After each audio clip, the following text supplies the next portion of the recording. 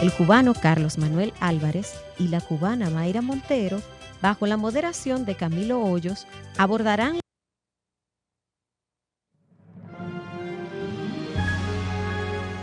Señoras, señores, a continuación el conversatorio titulado Cuando el Caribe no es una postal. La dominicana Soledad Álvarez, el cubano Carlos Manuel Álvarez y la cubana Mayra Montero, bajo la moderación de Camilo Hoyos, abordarán la compleja tarea de narrar un Caribe donde la historia se oculta tras la apariencia de un paraíso. Una conversación sobre las tensiones entre la memoria, la identidad y los imaginarios que nos han vendido.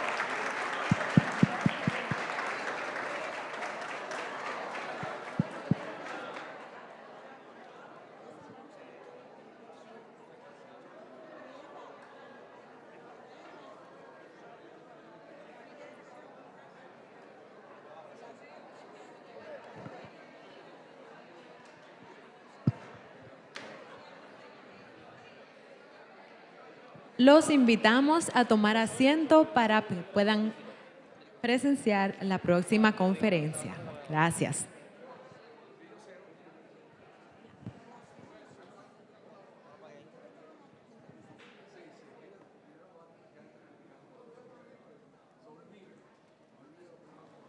Buenas tardes.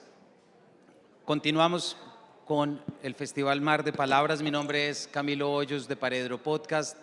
Les agradezco estar acá. Como verán, algunos de los que están acá no son ni Luis Rafael ni Carlos Manuel. Podemos arrancar por ahí, no pudieron acompañarnos, pero nos acompaña Juan Villoro y por supuesto Soledad Álvarez, que ya viene acá. Muy contento de estar en una mesa que se llama El Caribe no es solo una postal. En primer lugar, porque yo soy de Bogotá, Colombia, y mi familia es de Manizales, del eje cafetero, o sea que más de montaña no puedo ser y más lluvia. Y pensar en que el Caribe no es una postal me parece que ya es un territorio muy interesante para entrar a interrogar lo que hemos dado por hecho cuando pensamos en el Caribe, en primer lugar, y para desandar imágenes bastante cómodas acerca de. Antes de empezar a preguntar, solamente quiero también decirles que esta es la primera vez que conozco República Dominicana y Santo Domingo, y me alegra muchísimo haberla conocido por el Festival Mar de Palabras.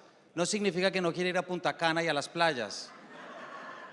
O sea, que si quieren invitar voy a decir que sí, pero es muy interesante dentro del marco de esta mesa poder conocerlo desde acá. Así que Juan, Soledad, bienvenidos. Quisiera comenzar preguntándoles, Juan y Soledad, acerca de un tema que creo que es fundamental, y es la forma como pensamos siempre en la insularidad del Caribe y específicamente de donde estamos. La isla, cuando pensamos en la insularidad, a mí se me viene la ínsula que se le promete a Sancho Panza, por ejemplo, como regalo, y la isla es una forma geográfica que nunca ha estado exenta de la metáfora y del simbolismo. Entonces, Soledad, quisiera arrancar preguntándote por eso. ¿Cómo has vivido tú con esa metáfora, con ese símbolo, y qué ha sido para ti? Buenas tardes a todos. Una alegría estar aquí con tantos amigos, comenzando este mar de palabras y hablando además de la isla, que es el tema por excelencia de los dominicanos y mío. Cuando yo recibí la llamada de Minerva y de Claudia para decirme que el tema en el que yo iba a participar de la conversación era sobre el Caribe cuando no es una postal. Y ellas saben que yo me quedé muy asombrada, mucha sorpresa para mí, porque justamente en esos días yo había terminado un poema en el que yo intento desmontar la imagen de la isla paradisíaca, la de la playa y el sol, de las mulatas espectaculares, de los antipanqui que están dispuestos a satisfacer todas las fantasías de las extranjeras. Y entonces un poco terminaba ese poema hablando de lo que es la postal. La postal que nosotros tenemos como la isla, es decir, y me hace recordar, de inmediato me recordó, lo que para mi generación fue bastante marcador, fue toda la problemática de lo que se llama la poesía sorprendida en Santo Domingo. Fueron un grupo de poetas durante la dictadura trujillista. Estaban ahí nuestros amigos, las grandes figuras, los clásicos dominicanos. Y para los sorprendidos, la isla era la isla universal. Manuel Rueda, con quien yo trabajé mucho tiempo, un gran escritor, excelente poeta, narrador, una de las figuras fundamentales de nuestra literatura. Él y yo trabajamos en un suplemento que llamamos Isla Abierta. Entonces, en toda esa generación del 40, toda la generación que nos marcó a nosotros, los del 60 y 70, el concepto de isla fue un concepto muy importante, muy fundamental para la discusión. Recordábamos siempre, yo decía, que a diferencia, los sorprendidos, a diferencia de Orígenes, de los cubanos, el concepto de isla para nosotros pasaba por la conceptualización y el escamoteo de la dictadura trujillista. Porque hay algo muy particular en nosotros los dominicanos, algo contra lo que yo peleo y lucho todo el tiempo. Para el dominicano de derecha, para el dominicano tradicional, esta no es una isla, esta es una media isla. ¿Por qué? Porque el concepto de isla tendría que involucrar inmediatamente esa otra parte que nosotros no queremos mirar, que es Haití. Entonces, los sorprendidos sí reivindicaron el concepto de isla y se diferenciaban un poco de su otra contraparte cubana, que fue el grupo Orígenes. Y recordaba yo, siempre lo recuerdo, aquel libro de Sama, Conversación con Juan Ramón Jiménez, que es una conversación entre Lezama y Juan Ramón, un poco ficticia, pero en base a la realidad. Entonces Lezama cuenta que le pregunta él a Juan Ramón si él había sentido en Cuba algún elemento, alguna cosa que fuera más allá de lo sensible, de lo que se viera y de la literatura. Algo que pudiera sugerir el mismo link que yo le mandé lo cogí de yo la insularidad. para hacerlo por Y esta Juan para. Ramón le Esa fue dice, la diferencia. insularidad, ¿de qué me Me imagino habla? que Isla es Inglaterra, isla es Australia, isla es el universo, todos somos isleños. Entonces, ustedes los cubanos siempre han estado pendientes de los barcos cuando vienen y van, pero nunca están pendientes de la resaca que ustedes tienen interna. Entonces, para Juan Ramón, el concepto de isla, de la insularidad, era un mito. Y ciertamente Lezama pensaba que era un mito porque para Lezama Cuba necesitaba un mito fundacional, era el mito de la nacionalidad. Entonces, todo el proceso de Orígenes a mí siempre me ha parecido muy interesante porque Cuba sí vive su isla, vive el concepto de la insularidad. Lo vive de una manera gozosa Lezama Lima, lo vive de una manera desastrosa, odiosa, odiando y un poco criticando Virgilio Piñera cuando dice la maldita circunstancia del agua por todas partes, ¿no? Entonces son diferentes maneras de aproximarse al concepto de isla. Nosotros los dominicanos tenemos el concepto de isla muy problematizado y yo por eso ahora estoy trabajando. Lo que estoy haciendo para mi próximo libro es justamente trabajar el concepto de isla para estrujárselo en la cara.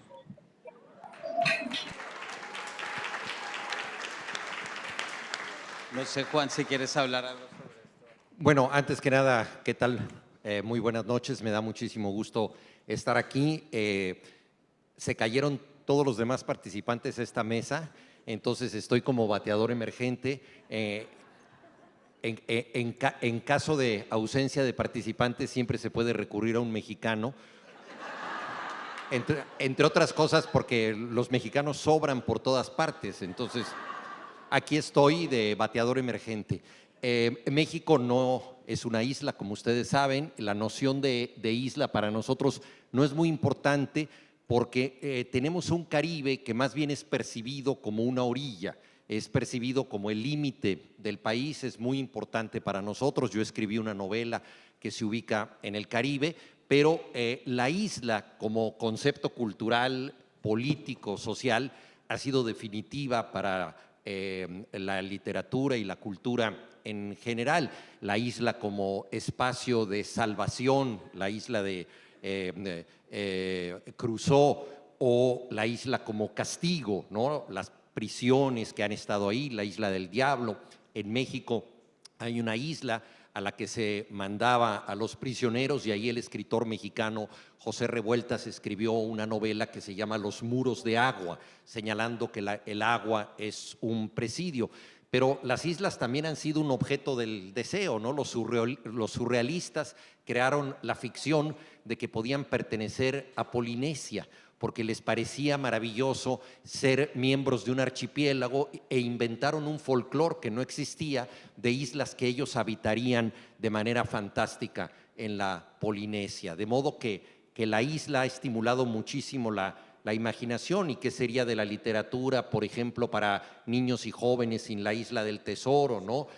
O la isla de Stevenson, o la isla misteriosa de Julio Verne, y tantas otras islas, incluidas las islas que son más bien conceptuales, ¿no? El escritor inglés Ballard hizo una novela que se llama La isla de cemento, que es un pequeño grupo de personas, o más bien un náufrago que está ahí al interior de una ciudad, como esos mendigos, esos vagabundos que de pronto vemos que se apoderan de un sitio y de alguna manera lo humanizan, un remanente de la ciudad rodeado de autopistas. Esa es la isla de cemento de Ballard. Entonces esto yo creo que ha cambiado en buena medida la historia de la cultura.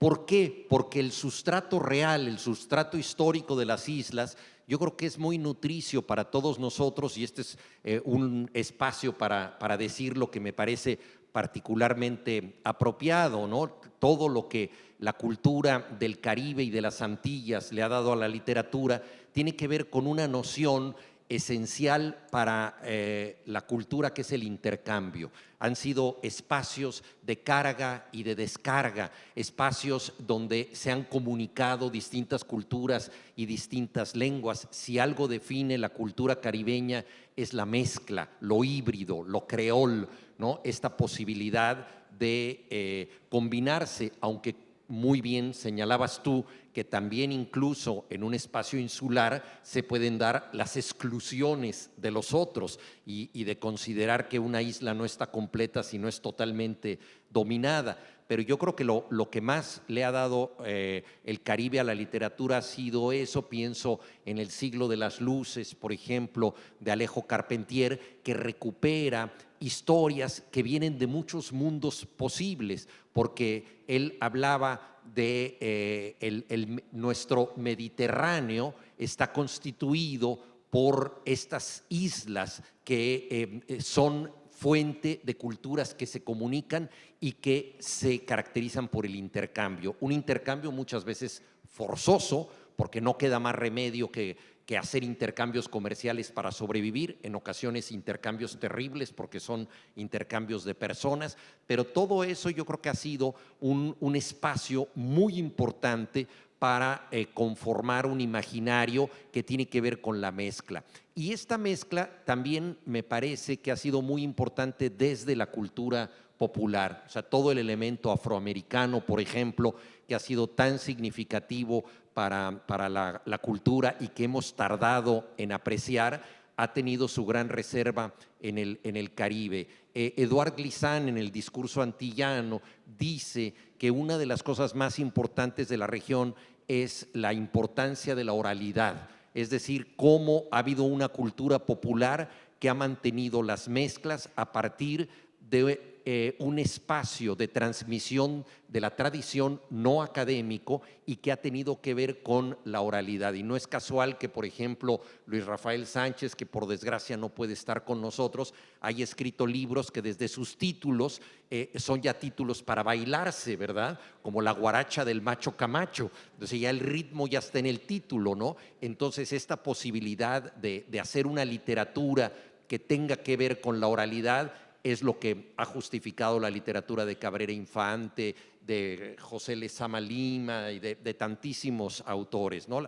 Y de ahí entonces que estas mezclas del Caribe le hayan permitido decir a Lezama Lima que el barroco americano no es un arte de contrarreforma como fue el barroco europeo, sino que es un arte de contraconquista, porque es la manera en que el mundo americano ha tenido de enviar de regreso a la metrópoli y a Europa los valores que ellos no conocían y que solo pueden regresar gracias a los excesos virtuosos de la imaginación americana, ¿no? Entonces esa es la fertilidad que tiene el Caribe y yo creo que es lo que debemos celebrar culturalmente. Pero lamentablemente esa fertilidad en estos tiempos es cada vez más desconocida. Hay una cosa que a mí me mortifica mucho y que yo pensaba que debíamos tratar de una manera como muy, muy intensa, y es el desconocimiento del que tenemos en el Caribe de nosotros mismos. Por ejemplo, el Caribe, esa riqueza, esa zona de mezcla, de mestizaje, esa pluralidad lingüística, esa pluralidad cultural, ¿qué está haciendo? Lo que está provocando es el desconocimiento de las islas. Por ejemplo, los dominicanos, estamos más cerca de España, por ejemplo, de España y de Nueva York que de Puerto Rico. Yo estaba fascinada, feliz, ilusionada de compartir con Luis Rafael Sánchez, justamente porque hace más de 10 años que yo no tengo noticias de Luis Rafael Sánchez. Es decir, los dominicanos no conocemos nada del Caribe, por ejemplo, del Caribe angloparlante, nada de los francófonos. Nosotros estamos más cerca, quizás porque estamos cerca y por comunidad lingüística, de Puerto Rico y de Cuba. De Cuba, porque Cuba mantiene desde el Estado una promoción política, pero de Puerto Rico, desde los años 70, cuando íbamos a comprar a González Padín, hasta ahora, ya los dominicanos no vamos a Puerto Rico y la literatura puertorriqueña no circula en República Dominicana. Yo no conozco, es decir, conocíamos Guajana, zona de carga y descarga en los años 70 y 80, la literatura de los 70, nosotros teníamos mucha relación con los escritores puertorriqueños, pero ya con increíblemente la globalización, lo que ha representado es todo lo opuesto, es un mayor distanciamiento porque nuestras literaturas obligatoriamente ahora tienen que pasar por las grandes casas editoriales y todas las pequeñas editoras de las islas no circulan entre nosotros, por ejemplo. Ahora, lo que acabas de decir me parece profundamente caribeño.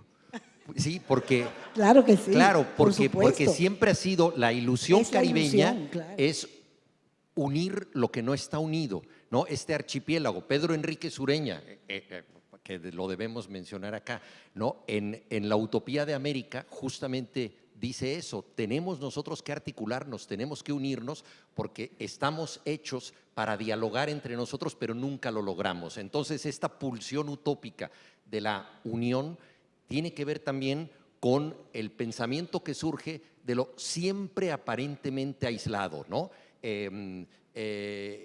Arciniegas, en su biografía del Caribe, decía, esas islas, las Antillas Menores, que parecen los puntos suspensivos del mapa, ¿no? Lugares en los que nadie se fija. Entonces, unir los puntos suspensivos, ¿no? Ha sido una obsesión caribeña, lo cual me parece que es extraordinario, pero como decía Enrique Sureña, es una utopía. Porque el caribeño por excelencia es el que viaja. Pedro Enrique Sureña, por ejemplo, es el crítico errante, pero la errancia de Enrique Sureña es justamente la errancia de todos los dominicanos. No hay dominicano que no sueñe con viajar. El mar está ahí para ser atravesado. El mar no nos separa, el mar nos une a los caribeños. Sin embargo, hay otros tipos de desuniones que yo creo que son las que se trabajan a partir de intereses políticos. Quería hacerles una pregunta, perdón, interrumpo porque estaban.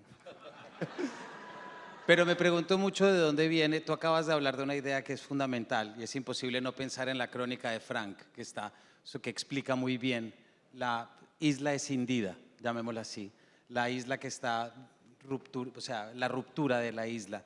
Y también, Juan, como tú hablas de la idea del aislamiento que viene de la isla, me pregunto dos cosas para intentar llegar a lo que tú acabas de decir, que es el desconocimiento. Porque si entre las islas del Caribe se desconocen, ya ni hablemos cómo será tierra adentro. Entonces, ¿dónde está el discurso? ¿Y por qué ha sido difícil establecer ese discurso? Me pregunto si la simbología que hemos hecho sobre la isla ha sido la gran trampa, ¿verdad? Si de pronto todo lo que hemos pensado la isla como el lugar que puede ser prisión, pero también lugar de meditación. Como si el lugar de meditación fuera en sí mismo un encarcelamiento, ¿me explico? Me pregunto si de pronto perdura esa imagen de tal forma que imposibilita entender distintas representaciones. Ha sido muy difícil para mí olvidar acá desde que llegué ese fragmento del diario de a bordo de Colón en que dice, estamos bien, no ha aparecido ningún polifemo. ¿No? Que es verdad pensar, y a mí me pasó viajando una vez en Sicilia, pues yo pensaba y decía, ¿dónde están los héroes? ¿Dónde están todos los dioses griegos? ¿Verdad? Pensando en esa idea del archipiélago silencioso de Hölderlin. No sé si aquí los polifemos se quedaron de tal forma que distorsionan la realidad o cómo podemos entender esta increíble dificultad que suponen conocer desde dentro las experiencias, la cultura, es decir, lo que no está dentro de la postal.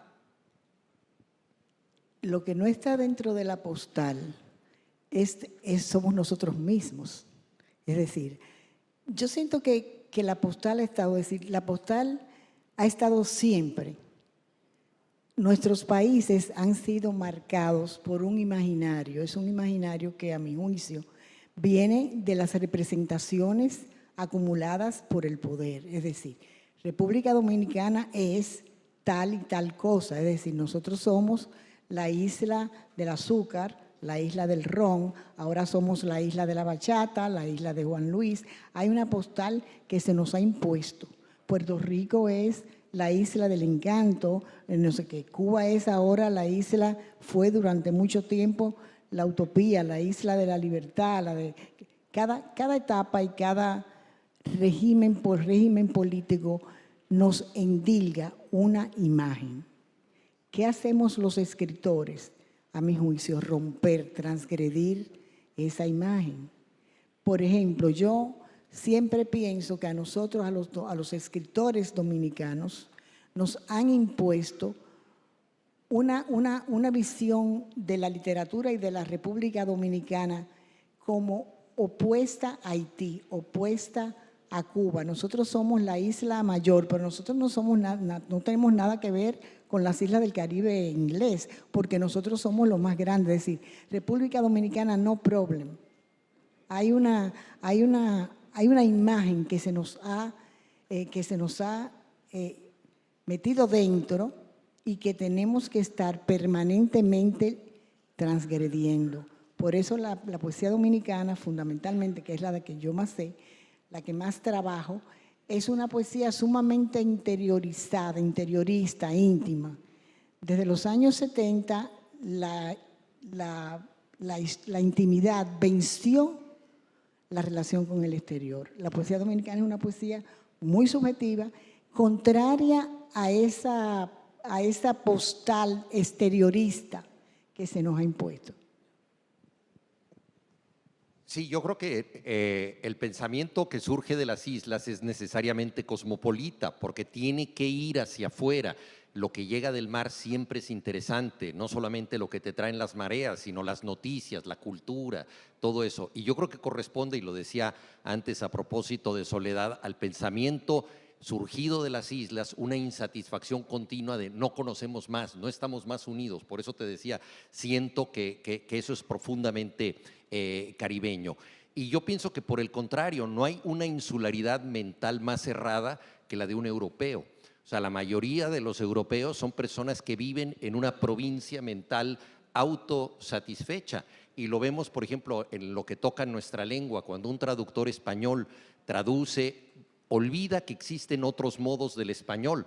Hay una novela de Don Winslow, que fue un agente de la CIA, de la DEA, un agente de la DEA, que ahora escribe thrillers muy interesantes sobre narcotráfico. Entonces la traducen en España y los narcos mexicanos dicen, bueno, este es un tío de mantelillos, ¿no? Y llega un oficial de la migra y dice, bueno, es que se necesitan narices para hacer así. Bueno, entonces dice, bueno, no hay la menor idea de que se habla de otra forma. Y eso jamás ocurre en el mundo caribeño. El mundo caribeño, por definición, es el mundo que sabe que existe la diferencia, sabe que existen los otros, y en esa medida es muy cosmopolita, incluso en su dimensión más popular. Y me gustaría mencionar algo ahí sí desde la perspectiva mexicana, porque como decía, México tiene una relación orillera con el Caribe, parecida, digamos, a la que podría tener Estados Unidos desde el Golfo de México, desde una ciudad como Nueva Orleans. Si uno piensa en ciudades como en el Golfo de México, Nueva Orleans, Veracruz, ya en la península de Yucatán, Progreso, Mérida, y luego salta, por ejemplo, a La Habana, entre todas estas ciudades tienen algo en común. Y Nueva Orleans se parece más a estas ciudades de lo que se parece a Nueva York, y Veracruz se parece más a Nueva Orleans de lo que se parece a la Ciudad de México, y lo mismo Mérida y Progreso.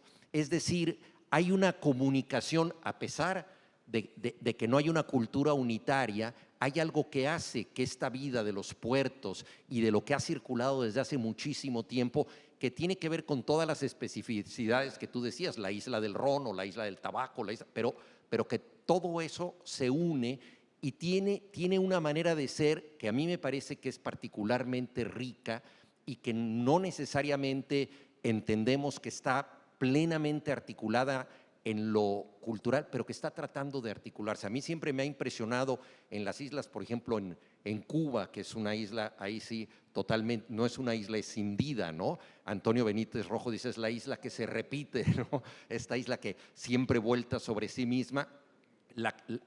Lo informada que está la gente sobre cosas que ocurren muy lejos, gente que no ha viajado, pero que tiene esta vocación de pensar que del otro lado del mar pasan cosas, ¿no? Que puede ser el mar próximo de las otras islas o el mar lejano de ultramar.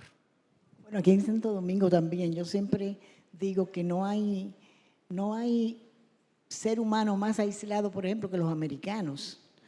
Santo Domingo, nosotros, el dominicano común está al tanto de todo. Nosotros leemos la prensa internacional, estamos permanentemente al día.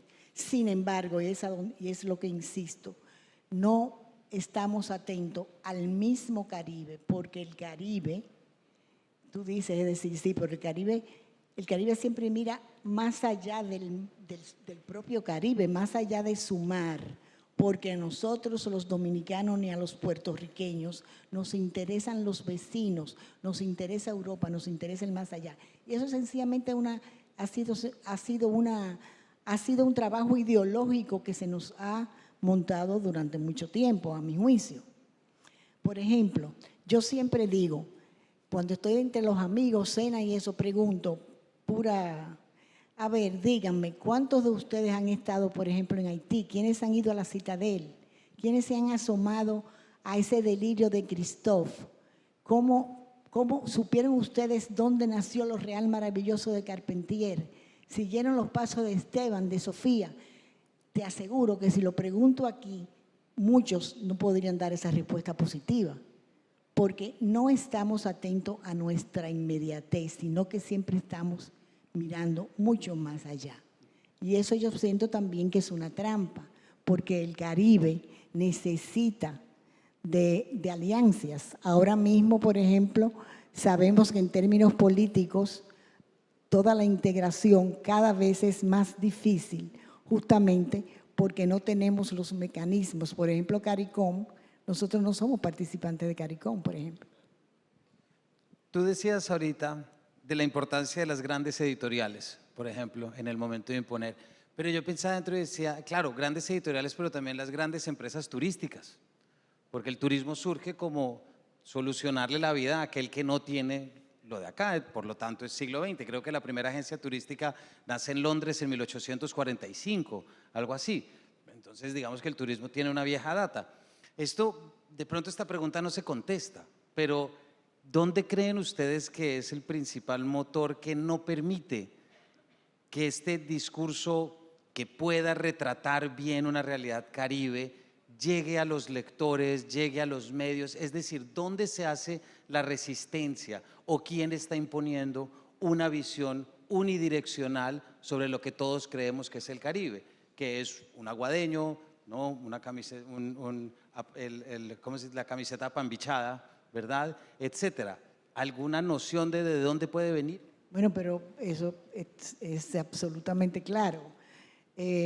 República Dominicana, Cuba, Puerto Rico, el Caribe, es la definición, es el mar, son islas de sol y playa, y la industria turística nosotros dependemos del turismo.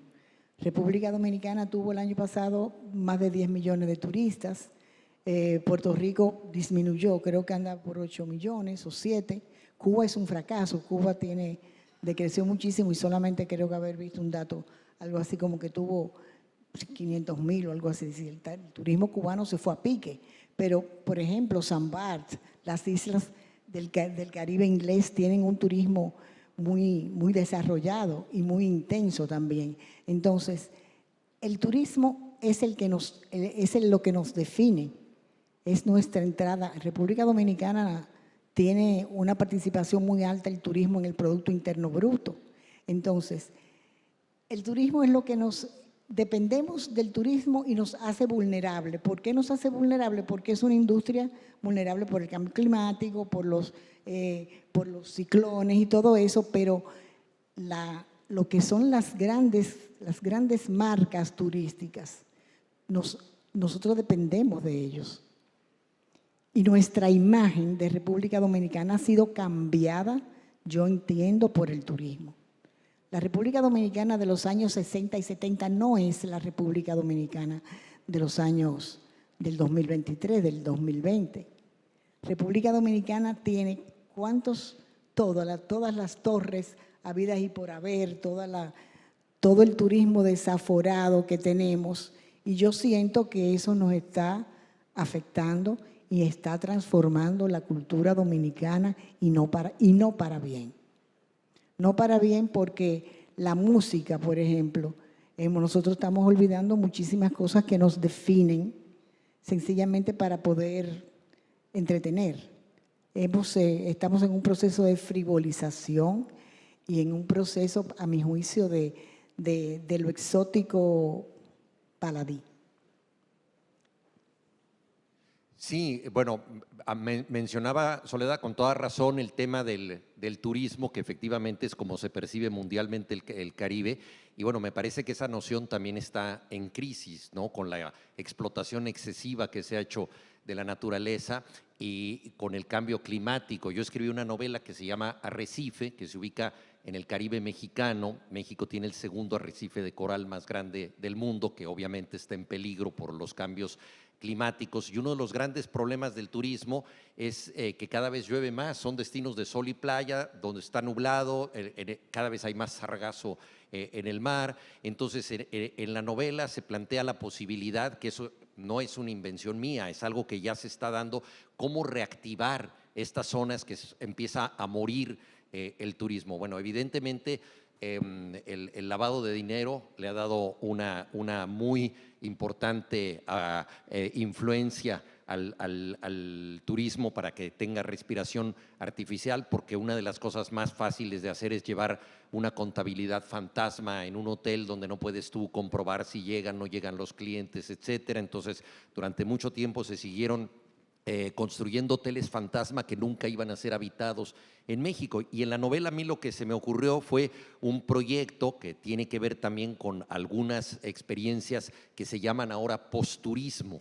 Y dicen, como la gente llega a un lugar a solearse y está lloviendo siempre, ¿qué va a hacer esa pobre gente? Entonces hay que entretenerlos de otra manera. Esto empezó con el Club Mediterráneo, ¿no? Que el Club Mediterráneo creó la obligación de estar feliz todo el día, ¿no?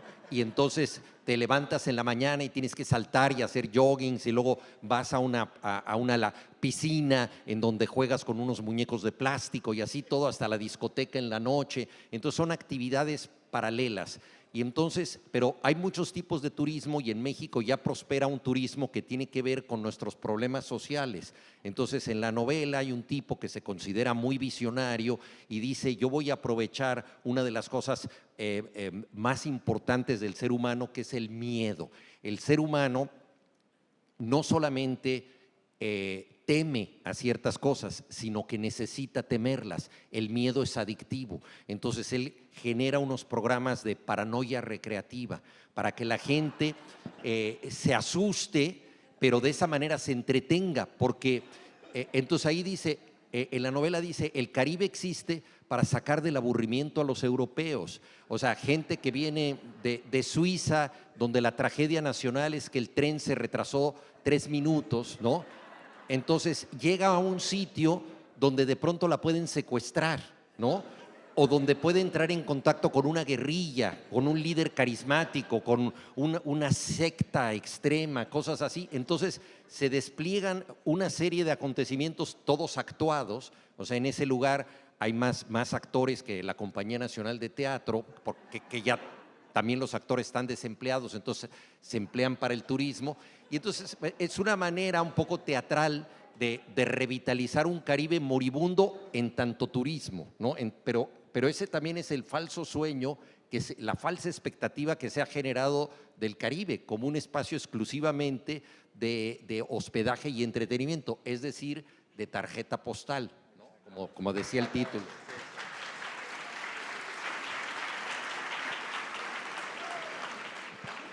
Pero también existe la tarjeta postal, que no debemos olvidar, la cubana. La tarjeta postal cubana durante mucho tiempo nos fascinó y nos deslumbró, porque esa tarjeta postal era, por ejemplo, la de la igualdad, la de la libertad, la del fin de la pobreza. Esa también es una tarjeta postal. Y también una tarjeta postal la puertorriqueña. Es decir, Puerto Rico durante mucho tiempo era el estado que disfrutaba de la situación o de las prebendas norteamericanas, tratando también ellos de salvar su idioma, su lengua. Y también esa postal nos las vendieron. Entonces yo pienso que los escritores tenemos siempre que estar atentos a cuáles son las tarjetas postales que tenemos que transgredir y que tenemos que desmontar.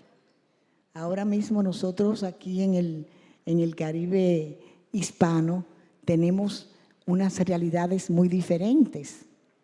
Nada que ver República Dominicana actual con lo que es Puerto Rico, con lo que es Cuba, con lo que es Haití, ni pensarlo. Nada que ver, por ejemplo, ahora Guyana está en un gran desarrollo, comienza a desarrollarse económicamente, pero nada que ver nosotros con Jamaica tampoco. Juan, me hiciste recordar rápidamente ese capítulo de Los Simpsons, que hay un bar en el que todas las noches celebran Año Nuevo. Y que el mesero dice, me quiero morir. Tú sabes que aquí nosotros tenemos una cosa muy simpática. A los días feriados nosotros le decimos días de fiesta.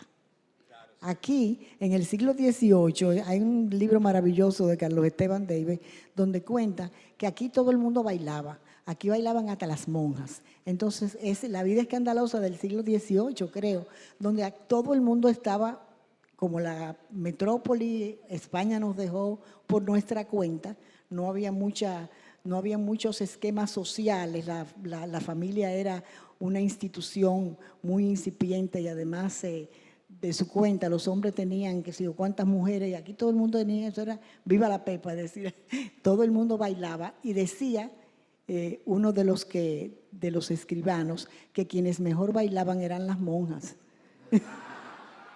Entonces siempre, aquí por eso los días feriados son días de fiesta. Y entonces aquí todos estamos en la fiesta permanente. Eso es lo que vendemos. Soledad, estabas hablando ahorita de la postal y yo te quiero hacer una pregunta. Aparentemente, durante mucho tiempo esta postal del Caribe se escribió desde autores masculinos y desde voces masculinas. Ahorita, por ejemplo, en Colombia salió la colección de la Biblioteca de Escritoras Colombianas y hubo una recuperación de dos autoras, específicamente de Hazel Robinson Abrahams, que es una autora sanandresana, que San Andrés también, digamos que es un Caribe colombiano que parece estar más cerca a Nicaragua y mucho más hacia arriba. En tu obra tú evidentemente has proyectado una voz femenina, tú has escrito bajo la certeza de que esto es así y un poco rellenando un espacio o incluyendo una postal que no se ha visto. Yo y también muchas escritoras dominicanas, no solamente yo. Por aquí anda Carmen Inver Brugal, que es una excelente narradora, la misma Minerva. Es decir, tenemos mujeres escritoras y yo pienso que igual que todas las mujeres, la mayoría de las mujeres latinoamericanas y europeas, es decir, hay una posición crítica, hay una visión crítica de la realidad que realmente desmonta todos los mitos alrededor también de la mujer. Hay una recuperación, como tú sabes, de la feminidad, del cuerpo, de la sensibilidad. Pero también en República Dominicana yo pienso, y mucho, es un signo que a mí me interesa mucho, y es que las mujeres siempre hemos tenido un discurso muy político. Y igual que la mayoría de la narrativa femenina, como la masculina, es una narrativa marcada mucho por la dictadura trujillista y por la crítica a todo lo que sea dictadura y a todo lo que sea cercenamiento de la libertad. Frente a la dictadura, Juan, quiero aprovechar y hacerte una pregunta, y es lo que es la novela El otoño del patriarca de García Márquez, por ejemplo, y la figura del dictador y el retrato del Caribe que se representa en esa novela. Esa novela es del 78 más o menos, en el que biográficamente se dice que se escribe bajo el influjo de la muerte de Franco, pero claro, es más caribeño este personaje no puede ser. En la mesa anterior se hablaba de la importancia del humor. Solamente quiero recordar en la novela cuando los gringos llevan a la madre del dictador al gran salón y la madre ve todo eso y dice, oiga, de haber sabido que mi hijo iba a ser presidente, por lo menos le hubiera mandado a la escuela. Y es también imposible no pensar, si hacemos digamos como un hilo, entre esta figura del dictador y esta otra figura de Pedro Páramo, que yo creo que está por encima siempre bajo estas figuras dictatoriales latinoamericanas y esta, digamos, desde el Caribe. No sé si hay algo de ese Caribe que nos puedas compartir. Bueno, la figura del dictador es consustancial a América y quizá la novela fundacional no fue escrita por un latinoamericano, sino por un grandísimo escritor español, Ramón María del Valle Inclán, que es Tirano Banderas, pero es una novela ubicada en una América conjetural, porque es un lugar que se llama Tierra Caliente. Él estuvo en México, usa muchos modismos mexicanos, conoció el México de la Revolución, pero también habla de muchas otras cosas que provienen de América. Es una especie de resumen de las Américas y es una novela fundacional. Y después de esa, pues han venido muchísimas novelas, entre ellas El otoño del patriarca de García Márquez, que en efecto él escribe en Barcelona. Entonces, perdón, sí, estaba en Barcelona. Y ahí, obviamente, la figura que tenía como referencia era Franco, pero él siempre recordaba que cuando estaba en sus años pobres en París, vivía en un lugar en donde podía pagar la renta, realmente un lugar muy modesto, donde había muchos latinoamericanos, y que una vez en la mañana había gente de todos lados, de América Latina. Alguien dijo, murió el hombre, qué maravilla, se murió el dictador. Y todos los habitantes que eran de distintos países de América Latina pensaron que se había muerto su dictador. Entonces todos salieron felices porque todos tenían un dictador del que habían huido, ¿no? Entonces, en efecto, ha sido una figura tristemente latinoamericana. En el caso de la novela, Pedro Páramo no es un dictador como tal, pero es un cacique, es un hombre atrabiliario que domina a todo un pueblo, es un patriarca, ¿no? Donde los personajes dicen todos somos hijos de Pedro Páramo, ¿no? Entonces es una figura que tiene que ver pues con estas tierras, pero con toda América Latina. Y en el caso de García Márquez, y vinculando con el tema que inició Soledad del tema del turismo, me parece muy interesante la parte final de su trayectoria. Se acaba de publicar una novela inconclusa, en agosto nos vemos, que tiene que ver con el crepúsculo del deseo, igual que la novela anterior, Memoria de mis putas tristes, que fue bastante cuestionada desde el título por algunos colectivos feministas, y él pensaba escribir 2 novelas en mancuerna que tocaran el tema justamente del crepúsculo del deseo, en un hombre, Memoria de mis putas tristes, y en una mujer,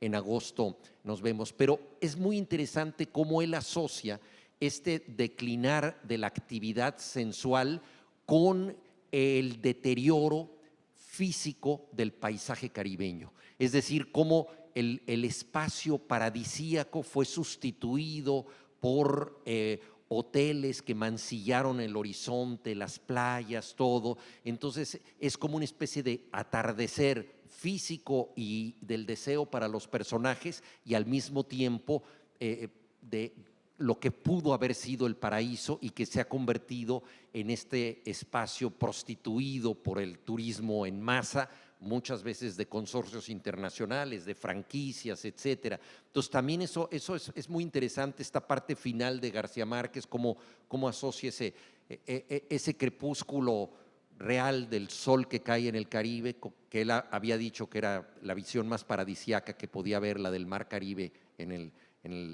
justamente en ese momento en que el sol declina. Nos quedan 5 minutos, aquí está clarísimo, pero hay una pregunta que también quiero hacerte, Soledad, tú como escritora y también de parte de todas, y Juan, con lo que tú sabes, y es que estamos aquí en el Festival Mar de Palabras, estamos reflexionando en la figura del Caribe y la literatura del Caribe.